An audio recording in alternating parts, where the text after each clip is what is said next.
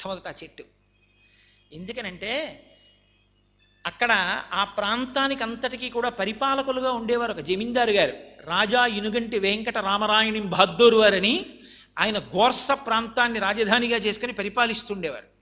అన్నవరంలో ఆయనకి అత్యంత సన్నిహితుడైన ఒక బ్రాహ్మణుడు ఉండేవారు, ఈరంకి ప్రకాశ్రావు గారు. వాళ్ళిద్దరూ నిద్రపోతుంటే ఒకే రోజు రాత్రి కలలో సత్యనారాయణ స్వామి దర్శనమిచ్చారు. ఇచ్చి ఆయన అన్నారు, నేను ఇక్కడే రత్నగిరి మీద ఉన్నాను, నీవు నన్ను ప్రతిష్ఠ చెయ్యి.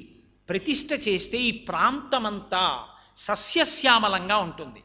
కాబట్టి మీరు వెతికి కరనామ సంవత్సర శ్రావణ శుద్ధ విధియ గురువారం మఖా నక్షత్రంలో నేను మీకు దర్శనమిస్తానన్నారు. ఆయన నిద్రలేచారు బహద్దూరు వారు, ఏమిటి ఇలాంటి కళ వచ్చిందనుకున్నారు. ప్రకాశ్రావు గారు నిద్రలేచారు, ఏమిటి ఇలాంటి కళ వచ్చిందనుకున్నారు. బ్రాహ్మణుడు పాపం ఆయన ఏం వెతికిస్తారు, అప్పుడంతా అది చీకటి, వర్షాకాలం, కటిక చీకటి, పాములు క్రూర జంతువులు తిరుగుతూ ఉండేవి. అందుకని ఆయన పరిగెత్తుకుంటూ గోర్స వెళ్ళారు. అయ్యా రాత్రి నాకు కళ వచ్చిందండి అని చెప్పారు. నాకు కళ వచ్చింది, మీ దగ్గరికి వద్దాం అనుకుంటున్నాం అన్నారు. సరే ఇద్దరూ కలిసి కూర్చున్నారు. మీరు యాజులు మేము రాజులం, కలిసి కూర్చోవాలన్నట్లు కూర్చున్నారు. కూర్చుని ఇద్దరూ కలిసి మాట్లాడుకున్నారు. ఓహో ఇక్కడ కదా ఉన్నాడన్నారు రత్నగిరిలో, కాబట్టి ఏది రత్నగిరి అని కాసేపు వివరణ తీసుకున్నారు. కొన్ని ఆధారాల చేత నిర్ణయించుకున్నారు. ఇప్పుడు నేను అన్నవరం స్థల పురాణం అంతా ఎక్కడ చెప్పను. నిర్ణయించుకుని ఇద్దరూ కలిసి బయలుదేరి వెళ్ళారు. కటిక చీకటి, వాన, మబ్బులు, కాగడాల వెలుతురుతో వెతుకుతున్నారు. సత్యనారాయణ స్వామి కనపడతాడని. మధ్యాహ్నం అయింది, కనపడలేదు. ఇద్దరికీ ఆకలి. ఇద్దరూ ఓ చెట్టు మొదట్లో కుప్పకూలిపోయారు. చూశారు, హనుమ వెతికి వెతికి ఇంకా కనపడలేదని చతురంగుళమాత్రోపినావకాశస్య విద్యతే రావణంతఃపురే తస్మిన్ యంకపిర్న జగాయస. 4 అంగుళాలు విడిచిపెట్టకుండా వెతికాను, సీతమ్మ కనపడలేదని. నమోస్తు రామాయ సలక్ష్మణాయ దేవ్యై చ తస్యై జనకాత్మజాయై అంటే అమ్మవారు కనపడిందే. అలా మేము వెతికితే నువ్వు కనపడతావా తండ్రి? నువ్వు అనుగ్రహించి మాకు కనపడాలి. నువ్వు కదూ అనుగ్రహించి మాకు స్వప్నంలో చెప్పిన వాడివి. అటువంటి వాడివి కనపడకపోతే ఎలా నీరసపడిపోయాం, ఇద్దరం పడిపోయాం. తండ్రి కనపడు అని చేతులు 2 వెనక్కి పెట్టుకుని ఇలా కూర్చున్నారు. ఒక్కసారి గాలేసి చెట్టు కొమ్మలు కదిలాయి. కదిలేసరికి సూర్యకిరణములు అప్పుడే మబ్బుల్లోంచి తొలగి ఆ కిరణములు చెట్టు మొదట్లో పడ్డాయి. చూసేటప్పటికి అక్కడ సత్యనారాయణ స్వామి వారు దర్శనమిచ్చారు. ఓ ఇడిగో మహానుభావుడు ఇక్కడే దర్శనమిచ్చాడని ఆ తర్వాతి కాలంలో త్రిపాద్విభూతి మహానారాయణ యంత్రం మీద ప్రతిష్ఠ చేశారు. ఆయనే చెప్పారు అలా చేయమని. విష్ణు పంచాయతనం, అందుకే లోపలికెడితే ధ్వజస్తంభం చుట్టూ విష్ణు పంచాయతనం ఉంటుంది. ఆయన దొరికిన చెట్టు అంకోల వృక్షం. అంకోల వృక్షం యొక్క మొదట్లో ప్రకాశించారు సత్యనారాయణ స్వామి వారు. అది ఇప్పుడు మనం క్షేత్రపాలకుడైన రామచంద్రమూర్తి దేవాలయ దర్శనానికి వెడతాం అన్నవరంలో. ఆ రామాలయం పక్కన ఉన్నటువంటి కళ్యాణ వేది ఉందే, ఆ వేదికకి దగ్గరలో ఆ అంకోల వృక్షం ఉండేది. అంకోలాన్ని అంకుడు, అంకు అంటారు. అంకు అంటే అకార కకార ఉకారములు ఉంటాయి అందులో. కా బ్రహ్మగారు, ఆ విష్ణువు, ఉ పరమశివుడు, మధ్యలో ఉన్నటువంటి సున్నా పూర్ణానుస్వరము అనంత సత్యవతి అమ్మవారు శక్తి. అంకు అంటే బ్రహ్మ విష్ణు మహేశ్వర శక్తి కలిసినటువంటిది. అందుకే ఒక్క అన్నవరం క్షేత్రంలో మాత్రం శివకేశవ భేదములు లేకుండా మారేడు దళంతో పూజ, తులసి దళంతో పూజ. ఏకపీఠం మీద పరమశివుడు, సత్యనారాయణుడు, అనంతలక్ష్మి ముగ్గురు కూర్చుని ఉంటారు. ఆ సత్యవతీదేవి. ఆ అంకోల వృక్షమే పరబ్రహ్మస్వరూపం. శంకర భగవత్పాదులు మహాపురుషులు, కారణజన్ములు. మళ్ళీ శంకర భగవత్పాదులు అన్నప్పుడల్లా నాకు ఆ మాట వస్తూ ఉంటుంది. అదో త్రేణుపు లాంటిది. బాగా పటికి బెల్లం తిన్నవాడికి త్రేణుపు వస్తే తీపి ఎలా వస్తూ ఉంటుందో ఆ పేరు చెప్పినప్పుడల్లా నాకు అదొక మైమరపు. అటువంటి శంకరులు ఎక్కడ చూశారో అంకోల వృక్షాన్ని చూశారు. ఆయన అన్నారు, భక్తి అన్న మాటకు అర్థం ఏమిటో తెలుసా? అంకోలం నిజబీజ సంతతి. అంకోల వృక్షానికి ఓ లక్షణం ఉంటుంది.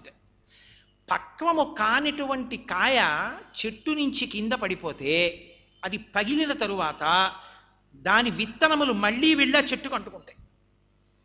ఆ చెట్టు లాగేస్తుంది, అంటుకుపోతాయి మళ్ళీ వెళ్ళి.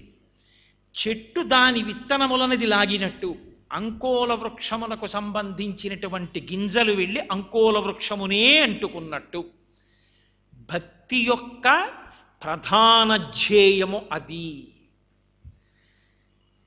పరమేశ్వరుణ్ణి కలవడమే. నువ్వు ఈశ్వరుణ్ణించి విడిపోయి జీవుడవయ్యాను అనుకుంటున్నావు, మళ్ళీ ఈశ్వరుణ్ణి చేరుకోవడమే. అందుకే సనాతన ధర్మంలో ఏమిటో తెలుసా అండి, ఏదైనా ఈశ్వరుణ్ణి చేరడానికే తప్ప ఏది కూడా పొట్ట పోషించుకోవడానికే పరిమితం కాలేదు. మీరు చూడండి, నాదోపాసన అని ఒక మాట సంగీతంలో. నాదోపాసన అంటే ఏమిటో తెలుసా అండి, ఎక్కడ నుంచి నువ్వు విడిపడ్డావో మళ్ళీ అక్కడికి వెళ్ళిపోయి చేరిపోగలగాలి. అందుకే రాగముల యందు ఆరోహణ అవరోహణ. ఆరోహణ అంటే పైకి ఎక్కడం, అవరోహణ అంటే కిందకి దిగిపోవడం.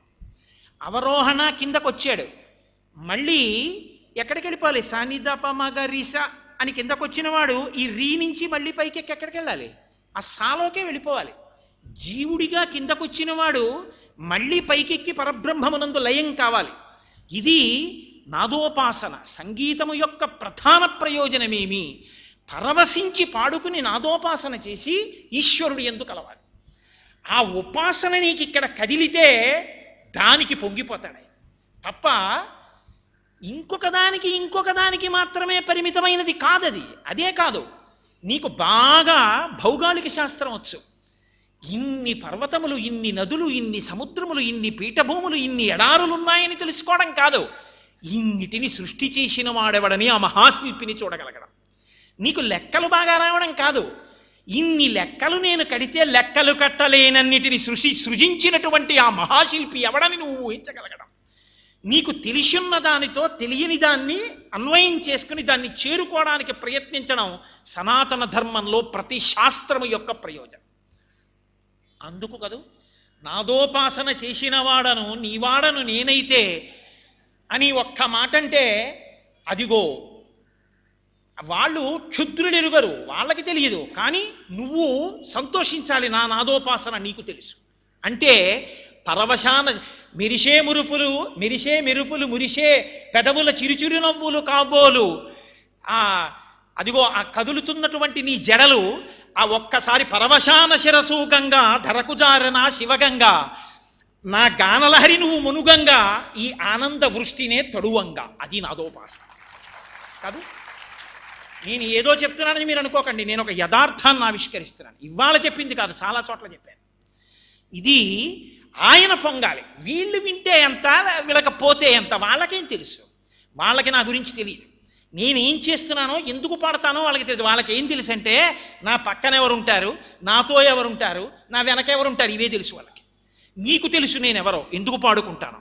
కాబట్టి నాదోపాసన చేసిన వాడను నీ వాడను నేనైతే, ఇదిగో వినవయ్యా, నువ్వు వింటే నేను సంతోషిస్తా. విని ఆయన పొంగిపోవాలి. పొంగాడని గుర్తేమిటి, ఒక్కసారి మెరుపులు మెరిశాయి, అదిగో సంతోషించావు. నువ్వు సంతోషించావు కాబట్టే మెరిసే మెరుపులు మురిసే పెదవుల చిరుచిరు నవ్వులు కాబోలు, నువ్వు మురిసిపోవడం వల్ల నవ్విన చిరునవ్వుల కాంతులు అదిగో ఆ మెరుపులు కాబోలు. నువ్వు పొంగిపోయి ఒరే నువ్వు రా నాదోపాసకుడవని ఇలా చూస్తే పరవశాన శిరసూగంగా ఆ ధరకుజారెన శివగంగా, అదిగో ఆ శివగంగ కింద పడింది. ఇది వాన కాదయా, ఆ నా గానలహరి నువ్వు తొడుగంగా ఆనంద వృష్టి నే తొడువంగా, నా గానలహరిలో నువ్వు తడిసిపో, నీ ఆనంద వృష్టిలో నే తడిసిపోతా. శంకరాచార్యుల వారే దీనికి బీజం అంటారు. ఈ ఆనంద లహరి, ఈ ప్రవాహం, ఈ వృష్టి శంకరులదే, ఆయన భిక్ష. కాబట్టి ఇది ఉపాసన. విడివడినటువంటి వాడు మళ్ళీ ఆయన్ని చేరుకోవాలి. ఆయన్ని చేరుకోవడానికి ప్రయత్నమే సమస్త శాస్త్రముల యొక్క ప్రయోజనం. ఒక నాట్యం ఉందనుకోండి, కేవలం నాట్యానికి కాదు, కదలికలన్నీ శివుడు, భావాలన్నీ అమ్మవారు. కేవలం కదలికలు మాత్రమే కదిపి శరీరాన్ని, భావము పండలేదనుకోండి ముఖంలో, అక్కడ ఒక కీర్తన జరుగుతోంది, ఆ భావము పండదు, కేవలం ఆంగికం అంటే శరీరం కదులుతుంది అంటే ఆయనకి ఏమీ తెలియలేదు, అది నర్తన కాదు. భావ లాస్యములు కలవాలి, అప్పుడే దానికి అందం. లాస్యము అమ్మవారు, నర్తన పరమశివుడు. ఆ రెండు కలిస్తే కేళి, అది కైలాసం, అది పరమశివుడు.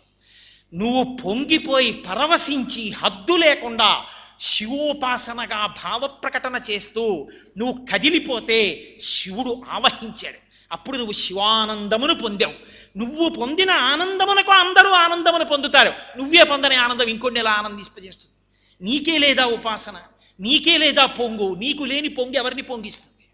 కాబట్టి సమస్త శాస్త్రముల యొక్క ప్రయోజనము ఈశ్వరుణ్ణి చేరడమే. కాబట్టి శంకరులు అంటున్నారు, భక్తి అన్న మాటకు అర్థం ఏమిటో తెలుసా? అంకోలన్ నిజబీజ సంతతి. విడివడిన వాడు కదలాలి. కదలికకి ఒక మార్గం ఉండాలి. ఎప్పుడో అప్పుడు కదలాలి. ఇన్ని కోట్ల జన్మలెత్తావో జీవుడిగా అయిపోయింది. 1,00,00,000 కోటి కరణీనాథుండనయ్యుండి మద్దానాంభ పరిపుష్ట చందన లతాంతఛాయలందుండలేక నీరాశ ఇటేల వచ్చితి భయం బిట్లోకదే ఈశ్వర అంటాడు గజేంద్ర మోక్షంలో గజేంద్రుడు.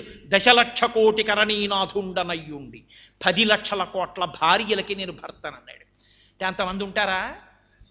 ఇవ్వాలంటే కోటేశ్వరరావు అన్న జీవుడు ఈ శరీరంలో ఉన్నాడు. దీనికి ముందు ఎన్ని శరీరాలు ఎత్తాడో, ఎన్ని శరీరాల్లో ఉన్నాడో, ఎంతమంది భార్యలో, ఎంతమంది బిడ్డలో, జీవుడికి సంబంధం ఉందిగా. కాబట్టి విడిన నువ్వు కలిసే ప్రయత్నం చెయ్యాలి. దానికి ఎక్కడో మార్పు రావాలి, దానికి ఎక్కడో పడుతుంది బీజం. అయితే స్వాతంత్ర్యం రావడం ఎంత గొప్పదో నిలబెట్టుకోవడం కూడా అంతే గొప్పది. ఈశ్వరానుగ్రహం కలగడం ఎంత గొప్పదో ఈశ్వరానుగ్రహాన్ని నిలబెట్టుకోవడం కూడా అంతే గొప్పది. అందుకే మీరు చూడండి, పురంధరదాస్ గారని ఒక సంగీత విద్వాంసుడు, మహానుభావుడు, కర్ణాటకలో. ఇప్పటికీ ఆయన కీర్తనలు మనకి వెంకటాచలంలో కీర్తన చేస్తుంటారు. ఆ పురంధరదాస్ గారు శ్రీనివాసుడు పూర్వనామధేయం. ఆయన మహాలోభి. 6 నెలలు తిరిగాడు ఒక బ్రాహ్మణుడు, నా కొడుక్కి ఉపనయనం చేసుకుంటానయా ఏదైనా ఇమ్మని. అలాగే ఇస్తా అని తిప్పాడు, కానీ చిల్లిగా ఇవ్వలేదు. ఆయన ఇంట్లో లేనప్పుడు వచ్చాడు బ్రాహ్మణుడు. భార్య అడిగింది, ఎందుకయ్యా అలా తిరుగుతున్నావు మా ఇంటి చుట్టూ అని. అమ్మ ఉపనయనానికి డబ్బిస్తానన్నాడమ్మా, పేద బ్రాహ్మణుణ్ణి, కొడుక్కి ఉపనయనం చేయలేకపోతున్నాను, ఇస్తానన్నాడు, ఈయన ఇవ్వట్లేదు. ఆవిడంది, ఇక తిరక్కు అని ముక్కు పుడక తీసిచ్చి ఇది పట్టుకెళ్ళి అమ్మి నీ కొడుకు ఉపనయనం చేసుకో, ఇక మా ఇంటికి రాకంది ఆవిడ బాధపడి. ఆవిడ మంచి భక్తురాలు, మహానుభావుడు. పట్టుకెళ్ళి ఆ బ్రాహ్మణుడు కొడుక్కి ఇచ్చాడు, ఒరే అమ్మి పట్టరారా నీకు ఒడుగు చేస్తాను. ఆ పిల్లవాడు తిన్నగా వెళ్ళి ఈవిడ భర్త అయినటువంటి ఆ శ్రీనివాస నాయకుడికే ఇచ్చాడు. ఏమండి దీనికి ఎంత విలువ వస్తుంది? ఆయన చూడగానే గుర్తుపట్టాడు, ఇది మా ఆవిడని. ఇది ఎలా ఇచ్చేసిందని, దీనికి విలువ కట్టడానికి సమయం పడుతుంది, భోజనం తర్వాత రా డబ్బిస్తానని కొట్టు తలుపులు వేసేసి గబగబా ఇంటికి వెళ్ళాడు. ప్రాణం పోయినా ఆయన ఏం కొట్టి విడిచిపెట్టిరాడు. అలాంటి వాడు వచ్చాడు ఏమిటని ఆవిడ అడిగిపోయింది. ఆయన అన్నాడు, నీ ముక్కు పుడక పట్టరా అన్నాడు. అంటే ఆవిడంది, ఇప్పుడు ముక్కు పుడక ఎందుకు వచ్చారు ఇంటికి? ఎందుకు వచ్చాను, ముక్కు పుడక పట్టరా. ఇప్పుడు ముక్కు పుడక దానం చేశానంటే హింసిస్తాడు. ముక్కు పుడక దానం చేయలేదని అబద్ధం చెప్తే భర్తకి ద్రోహం చేసిన పాపం వస్తుంది. సాక్షాత్ పరమేశ్వరుడు భర్త. యోమే భర్తాస్సమే గురు తం నిత్యమనురక్తాస్మి యథారూపాం సువర్చల అంటుంది సీతమ్మ రామాయణంలో. అటువంటి భర్తని మోసం చేయడం ఎలా? కాదు. ఇక ఈ దోషం నుంచి బయటికి రాలేనని విషం తాగేద్దామని పూజామందిరంలోకి వెళ్ళి చిన్న గిన్నెలో విషం పట్టుకుని పుచ్చుకుంటోంది ఆవిడ. ఆ విషంలో తన ముక్కు పుడక కనపడి ఆవిడ వెంటనే ఈశ్వరానుగ్రహం అని ముక్కు పుడక పట్టుకెళ్ళి భర్తకి ఇచ్చింది. ఇప్పుడు ఆయన తెల్లబోయి కొట్లో ఉన్న ముక్కు పుడక ఇంటికి ఎలా వచ్చింది? మళ్ళీ అది పట్టుకుని పరిగెత్తుకుంటూ కొట్టుకెళ్ళి తలుపులు తీసి తను దాచినటువంటి పెట్టె చూశాడు, ముక్కు పుడక కనపడలేదు. అంతే. నేను ముక్కు పుడక కోసమని, రూపాయల కోసమని వెంపర్లాడి డబ్బు తీసుకెళ్ళి దాచి భార్యకిద్దాం బిడ్డలకిద్దామని నా జీవితం వ్యర్థం చేసుకున్నాను. అదో నేను పట్టుకెళ్ళిన డబ్బుతో పెట్టిన అన్నమే తిని ఒక్కొక్క మెట్టు పైకెక్కుతూ ఈశ్వరుడి కృపని అంత సాధించుకుంది. నేనా అదృష్టవంతుడిని, అదే అదృష్టవంతురాలు. అంతే. కొట్టు తెరిచి అన్నీ అందరికీ ఇచ్చేశాడు. ఇంటికి వెళ్ళిపోయాడు. నువ్వే నా గురువని భార్య కాళ్ళ మీద పడిపోయాడు. పేరు మార్చుకుని వ్యాసరాయల వారి దగ్గర శిష్యరికం తీసుకుని సన్యసించి మహానుభావుడు ఆ పురంధరదాస్ గారు అయిపోయి దాస సాహిత్యంలో ఎన్ని కీర్తనలు చేశారో ఆఖరికి ఆయన వెంకటేశ్వర స్వామి వారిని తల మీద కొడితే, పాండురంగణ్ణి కొడితే ఆయన దగ్గరికి సేవ చేయడానికి సేవకుడి రూపంలో వెంకటరమణుడు పాండురంగడు పరిగెత్తుకొచ్చేవారు. చంద్రభాగ నీళ్లు పట్టుకొచ్చాడు రోజున పాండురంగడు ఆయనకి. అంతటి మహాభక్తుడై చిట్ట చివరి ఆయనలో కలిసిపోయాడు. ఈశ్వరాభిముఖ్యము ఎప్పుడో అప్పుడు జీవితంలో ఈశ్వరుడి వైపుకి కదలిక ఒకటి ఉంటుంది. ఈశ్వరుడి నుంచి విడివడిన వాడివి ఈశ్వరుల్లో కలవడానికి కదలిక ఉండాలి. అంతేకాని బాగా మీరు పట్టుకోవలసి